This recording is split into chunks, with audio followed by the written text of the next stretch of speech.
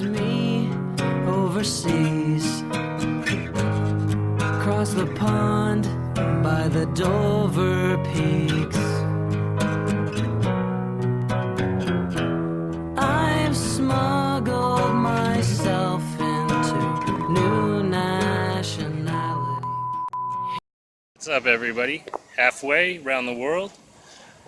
Reporting here from Phnom Penh, Cambodia, where I am at what is commonly referred to as Olympic Stadium. But let me show you around here a little bit. You can see the skyline of Phnom Penh, Cambodia a little bit. You can see these new buildings going up that are called, it's called like Olympia City. So these are some new buildings going up around here. You can see all the skyline all around me. So you can see like Cambodia, or Phnom Penh, it's a pretty big city. I think it has a population of maybe around 1.5 million people or so. So it's not like one of the biggest cities in the world, but it's a legitimately like pretty big city. But like I said, so like this place is called, unofficially this place is called Olympic Stadium. Officially, it's called the National Stadium, or the Cambodian National Stadium. And the reason why I'm specifying that is, although it's commonly called Olympic Stadium, that's an extreme misnomer. So the reason why is because there has never actually been an Olympic game in Cambodia or in Phnom Penh or at this stadium. So this stadium, to the best of my knowledge, this stadium was erected in the early 60s, I think maybe 62 or maybe 63, for what was going to be the Southeast Asia Games, the SEA Games. But it never came to fruition. So there was just regionally in Southeast Asia and in Cambodia at the time, there was some political instability and economic instability, so the games actually never took place here. But that was the reason that this stadium was originally created. Now, it did play a small part in, I believe it was the 1966 World Cup. And the reason it got a little bit of spotlight then was because North Korea had a qualifying match against Australia. And as we know, or as most of us probably know, North Korea doesn't have a lot of good ties with a lot of not just neighboring countries, but virtually any countries in the world. So Cambodia had, I don't know exactly what their political relationship was like, but they at least had a neutral relationship with them, so they allowed North Korea to come here and play. So that was in the 66 Olympics. So this is where the national team plays, I believe, the national soccer team, or football, depending on where you're coming from. But it's a pretty cool place. They have like basketball courts, they have volleyball. Aside from this soccer field down here, they have places where you can play football or soccer or whatever. They have tennis courts. They have a like actual Olympic swimming pool. But yeah, so that's like a little bit of history here of where I am now. It's a cool spot. It's pretty chill. There's usually not that many people here, so it's like generally relatively quiet, and it's pretty cool. But while I'm talking about history like a little bit, I guess I just want to point out that I've only been here for less than 2 months. I think I'm on week number 7 now. So a lot of information that I gather, maybe things that I'm talking to you guys about, are either personal experiences of mine that I have directly experienced maybe one time or maybe multiple times, as well as maybe things that I've read in, like I was talking about the other day, the Expat forums or different articles, or just on the internet. So my information may not always be 100% correct at this point. My intention is not to spread any misinformation or misinform anyone or be incorrect about anything. But logically, there's a realistic chance that I could misspeak or myself be misinformed by something that wasn't verified. So if anybody's ever watching this and you're like, yo, like what you said was wrong, or it's not completely that way, it's a little bit incorrect, or whatever, like let me know, because I want to be as detail oriented and as accurate in composing and compositing these videos, and giving you guys information, again, whether it's about just coming here to live or about the country in general. So if anybody ever comes across anything where I am just wrong or even partially wrong, like please don't be afraid to correct me so I can update, and so I can keep my audience informed more accurately and more correctly. That being said, another instance that has occurred here.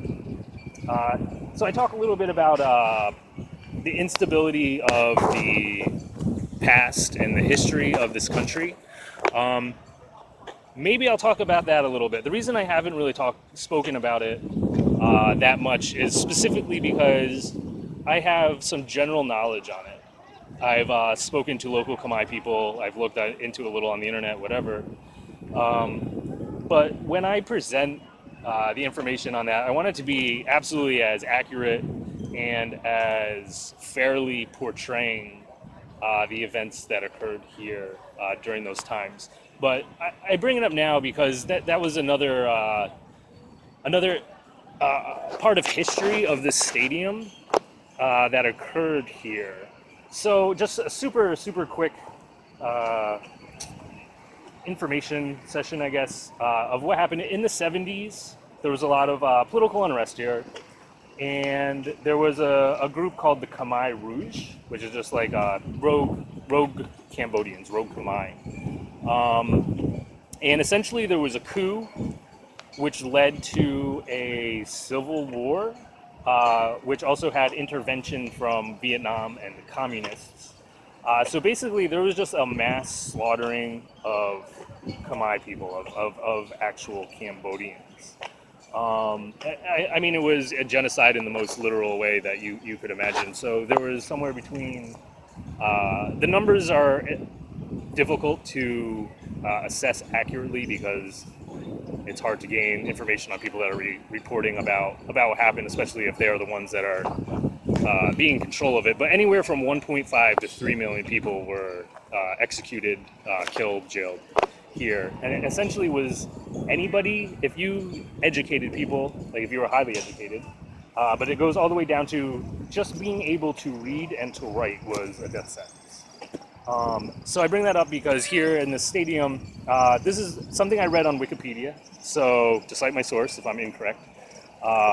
But this is where at least a portion of that, those sentences or dealings were handed out or finished with. So, yeah, so it's like, again, just like a little bit of history here. And I'm going to present an entire, like I said, an entire episode that's just dedicated toward that time frame and history here. But I want to be, again, very accurate, and I want to portray what happened in the most accurate way and the most fair way that I can. All right, guys. Well, I'm going to continue my day. I guess this video didn't have any real specific point. I just came up here and it's a really awesome place. Sorry if it's super windy. But yeah, if you guys have any questions, comments, anything you'd like to know about, feel free to leave a message in the comments here on YouTube, or you can email me at halfwayroundtheworldnow@gmail.com. That's halfway, HALFWAY, ROUNDTHEWORLDNOW. Halfway round the world now @gmail.com. Or if anybody's already friends with me on Facebook, shoot me a Facebook message. That'd probably be the easiest thing. But yeah, I hope you guys got a little knowledge from this or something to take home. And I will look forward to making some more videos for you. So as always, halfway coming around the world. Easy, guys. I'm back again. So I'm just walking home on this super quiet street. It's really rare to find a street that is this quiet. It's almost creepy. But look, I was passing this really nice, it's a nice apartment complex. I really like the the landscaping that they have done.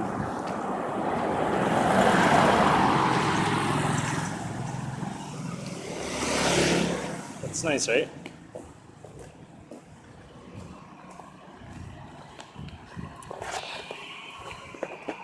But yeah, I just wanted to show you guys that. I thought it was cool. Like I said, the streets are really quiet. Usually in the city, everything's really loud. There's always a lot of construction going on. It sounds like maybe we're coming up on some now. There's always like shops and construction and kids yelling.